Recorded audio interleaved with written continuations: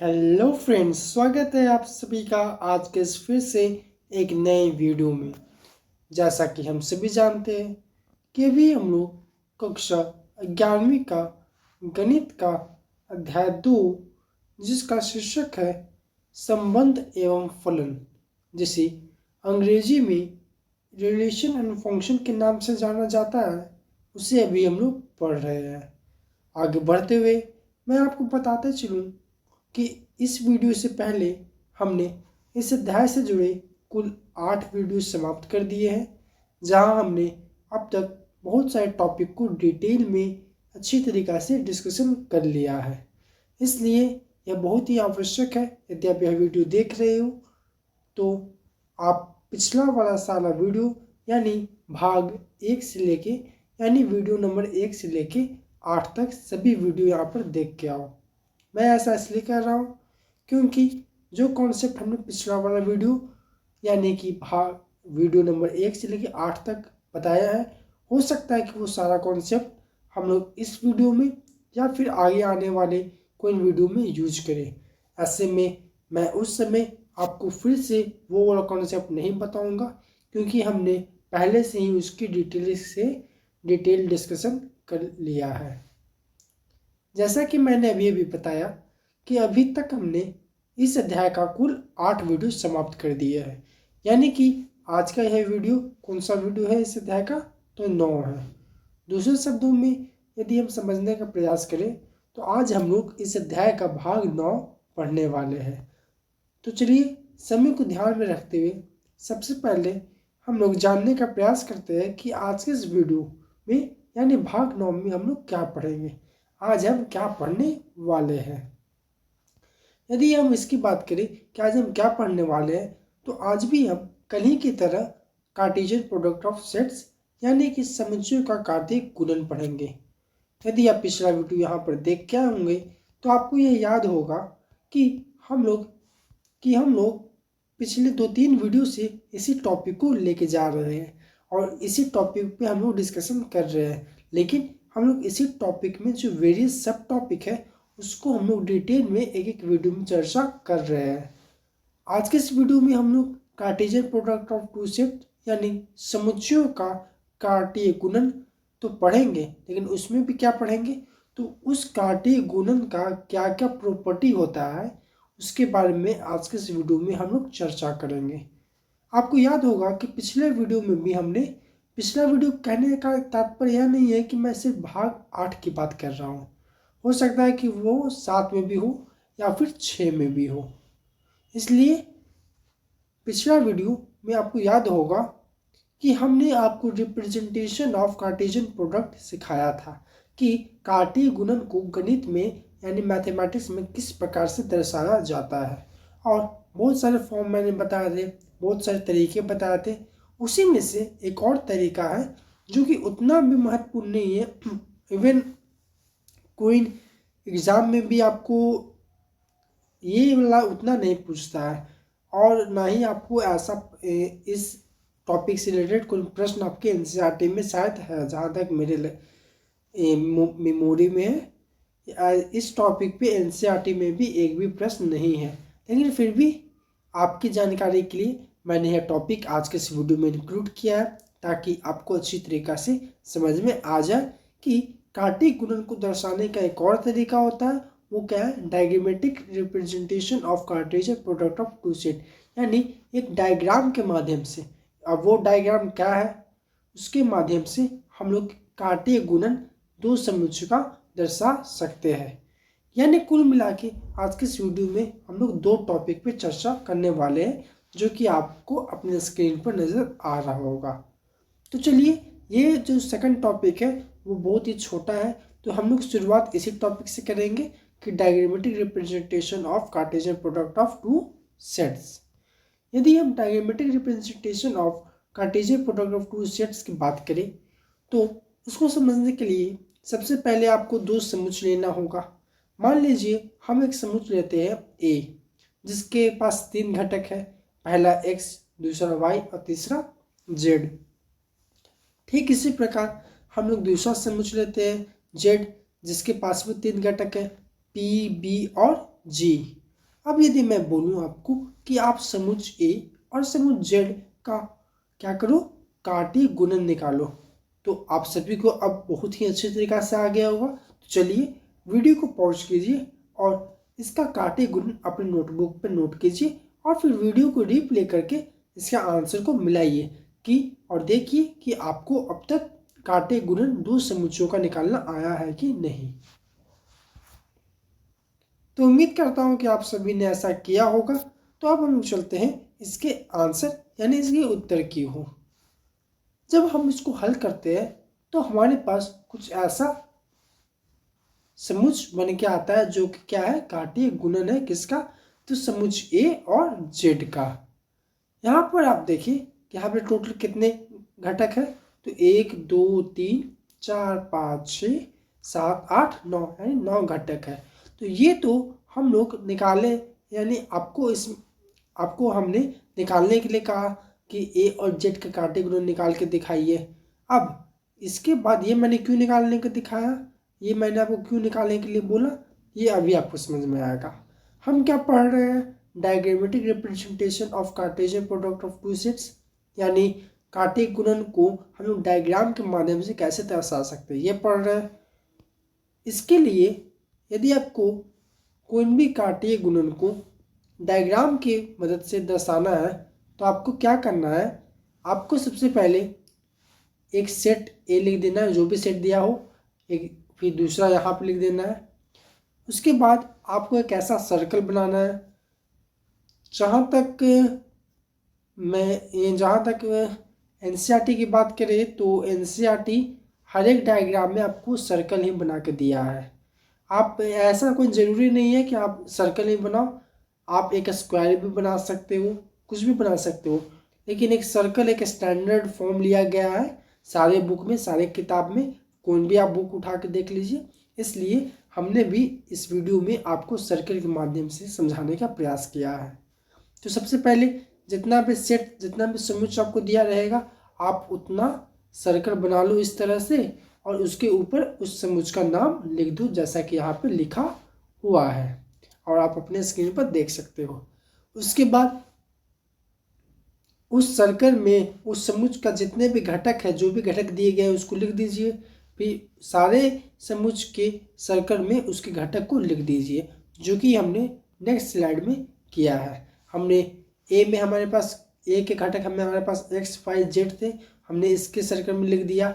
Z के घटक हमारे पास पी और एक मिनट, यहाँ पे शायद जी थे ना, हाँ जी थे, शायद टाइपिंग मिस्टेक है यहाँ पे जी थे, तो हमने पी बी और जी लिख दिया है। यहाँ पे ध्यान दीजिए, यहाँ पे जी थे।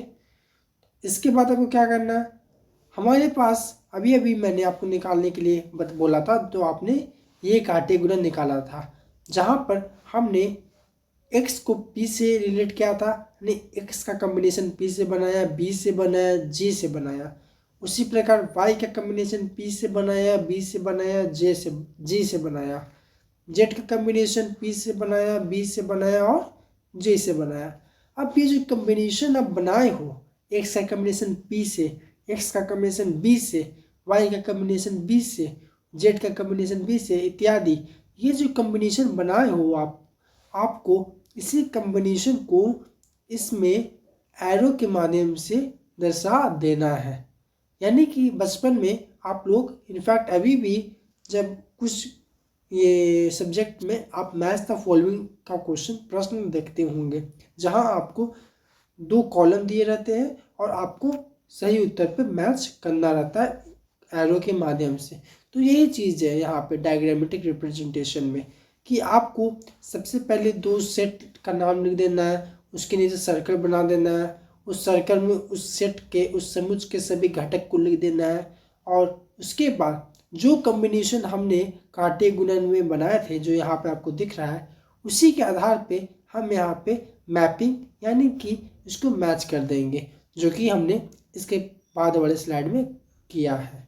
यहाँ पर देखिए, हम पिछले वाले स्लाइड में हमने क्या देखा, ये देखिए एक्स और पी का कम्बिनेशन, एक्स बी का कम्बिनेशन, एक्स जी का कम्बिनेशन, और इसी तरह ये आगे बढ़ रहा है। यहाँ पे भी देखिए, एक्स को हमने पी से रिलेट किया, पी से मैच करवाया, ये लो येलो एरो से आप देख सकते हैं एक्स को बी से दर्शाया, एक्स को जेड से के साथ कंबाइन किया येलो एरो से। उसी प्रकार पर्पल एरो जो है वो वाई का कम्बिनेशन पी बी, यहाँ पे भी जे होगा, यहाँ पे सॉरी यहाँ पे भी जी होगा, टाइपिंग मिस्टेक है। उसी प्रकार हमने वाई का कम्बिनेशन पी बी जी से करवाया पर्पल एरो से, और फिर जेड का कम्बिनेशन पी बी जी से करवाया ग्रीन एरो से। तो ये जो हम लोग करवाया है, ये जो आपका एक डायग्राम बना कुल मिला के, ये जो आपका पूरा एक डायग्राम मिला जो आपका स्क्रीन पे दिख रहा है, इसी को हम लोग क्या कहते हैं, diagrammatic representation of two set of Cartesian product. यानी कार्तीय गुणन को जब हम लोग डायग्रामेटिक रूप में दर्शाते हैं तो कुछ इस प्रकार से दर्शाते हैं। तो उम्मीद करता हूँ कि आप सभी को यह वाला समझ में आ गया होगा कि हम लोग इसे कैसे दर्शाते हैं। अब हम लोग चलते हैं अपने अगले टॉपिक यानी कि प्रॉपर्टीज की तरफ, कि कार्तीय गुणन के कौन कौन से प्रॉपर्टी और वो कौन क्या क्या प्रॉपर्टी होते हैं और इसके क्या मतलब होते हैं। मान लीजिए आपके पास 3 समुच्चय दिए गए हैं, पहला ए, दूसरा बी और तीसरा सी। 3 समुच्चय, पहला ए, दूसरा बी और तीसरा सी। अब हमने पिछले वीडियो में ये पढ़ा था कि कार्तीय गुणन में कितने अव्यय यानी कितने घटक होंगे, वो किसके बराबर होंगे, तो दिए गए समुच्चय के घटकों का जब हम लोग गुना कर देंगे तो वो उसी के बराबर हो जाएंगे। जैसे यहाँ पे हमारे पास 2 समुच्चय दिया गया है, उन दोनों का कार्तीय गुणन का अवयवों की संख्या हमें निकालना है। तो जो समुच्चय ए में अवयवों की संख्या होगी उसको हम लोग क्या से गुना कर देंगे, समुच्चय बी के अवयवों की संख्या से। तो यहाँ से हमें क्या मिल जाएगा कि ए और बी कार्तीय गुणन, 2 समुच्चयों का जो कार्तीय गुणन है उसमें कितने अवयव होंगे, कितने घटक होंगे, उसकी संख्या में प्राप्त हो जाएगी। अब ए क्रॉस बी यानी 2 समुच्चयों का कार्तीय गुणन फाई एक एम्प्टी समुच्चय, एक फाई खाली समुच्चय हो सकता है। आपने समुच्चय अध्याय में यानी कक्षा 11वीं के पहले अध्याय में एक ऐसा सेट, एक ऐसा समुच्चय पढ़ा होगा जिसके अंदर कोई भी घटक नहीं होते हैं, उसको हम लोग क्या कहते हैं, खाली समुच्चय, अंग्रेजी में एम्प्टी सेट्स। तो आप देख सकते हैं अब तक आपने जो भी 3-4 वीडियो में पढ़ा है कार्टेशियन प्रोडक्ट, कार्तीय गुणन, इसमें आप लोग समझ गए होंगे कि कार्तीय गुणन भी एक प्रकार का समुच्चय होता है जिसमें सारे जो घटक होते हैं वो कौन से फॉर्म में होते हैं, तो क्रमबद्ध युग्म के फॉर्म में होते हैं। तो चूंकि समुच्चय हम यहाँ पे पढ़ क्या है, और समुच्चय के टाइप में हमने खाली समुच्चय में पढ़ा जिसे अंग्रेजी में एम्प्टी सेट कहते हैं। तो चूंकि यह भी एक ए क्रॉस बी भी एक समुच्चय है, तो ऐसा भी तो हो सकता है कि ए क्रॉस बी भी एक खाली समुच्चय हो। तो जी हाँ, ये हो सकता है, लेकिन ये कब होगा, तो ये तभी होगा जब ए या बी दोनों में से कोई भी एक या फिर दोनों में से कोई भी एक या फिर दोनों जब खाली समुच्चय होंगे तो ए क्रॉस बी यानी दोनों समुच्चयों का कार्तीय गुणन भी खाली समुच्चय होगा। उदाहरण के लिए आप मान लीजिए कि आपके पास समुच्चय एक कुछ ऐसा दिया गया है जिसके घटक एक्स, वाई और जेड है, और समुच्चय जेड एक ऐसा समुच्चय दिया गया है जिसके पास कोई भी घटक नहीं है। अब यदि आपको इन दोनों समुच्चयों का कार्तीय गुणन निकालने के लिए कहे तो क्या होगा, तो इसका आंसर क्या होगा, 5 होगा। क्यों होगा, क्योंकि हम लोग कार्तीय गुणन में क्या करते थे, कम्बिनेशन बनाते थे, पहला समुच्चय के घटकों का दूसरा समुच्चय के अवयवों के साथ।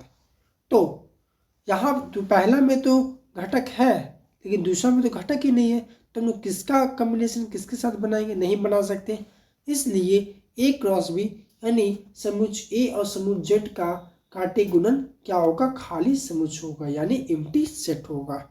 उसी प्रकार यदि हम ए को भी एक खाली समुच्चय यानी एम्प्टी सेट ले लेते हैं, जेड को भी खाली समुच्चय यानी एम्प्टी सेट ले लेते हैं, तो इस केस में भी हमारा जो ए क्रॉस जेड यानी ए और जेड का जो कार्तीय गुणन होगा वो भी एक खाली समुच्चय होगा।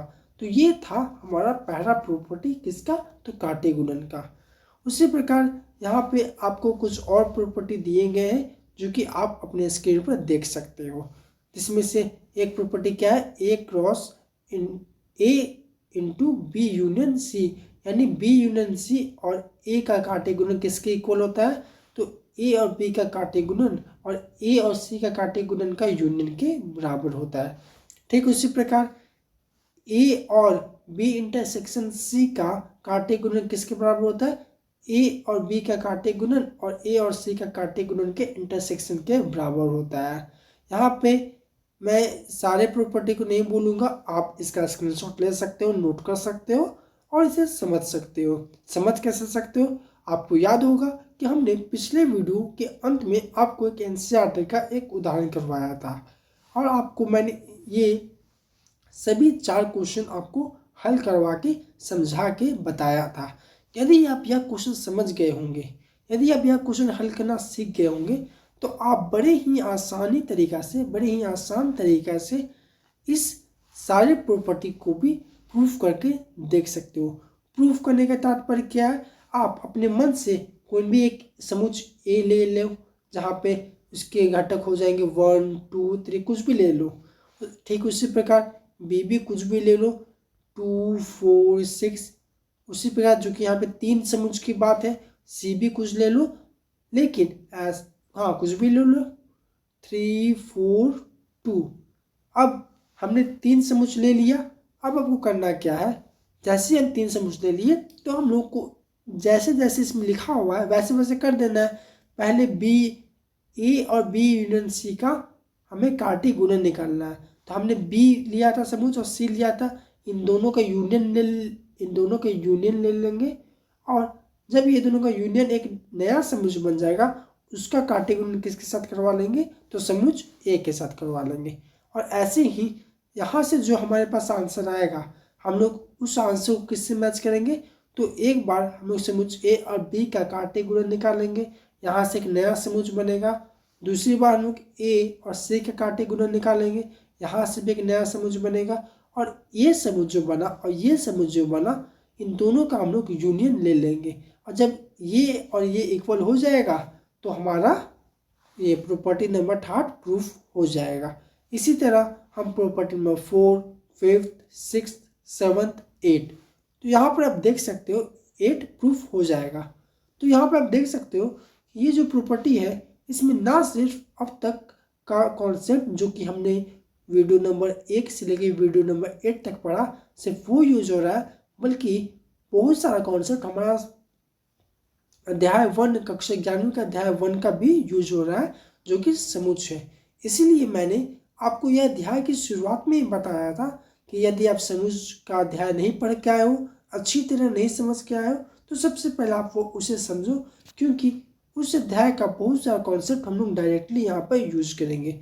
और यहाँ पर भी आप देख सकते हो कि उस अध्याय का कॉन्सेप्ट हम लोग यहाँ पर डायरेक्टली यूज कर रहे हैं। तो उम्मीद करता हूँ कि आपको आज का यह वीडियो समझ में आ गया होगा। तो आज के लिए इतना ही, धन्यवाद।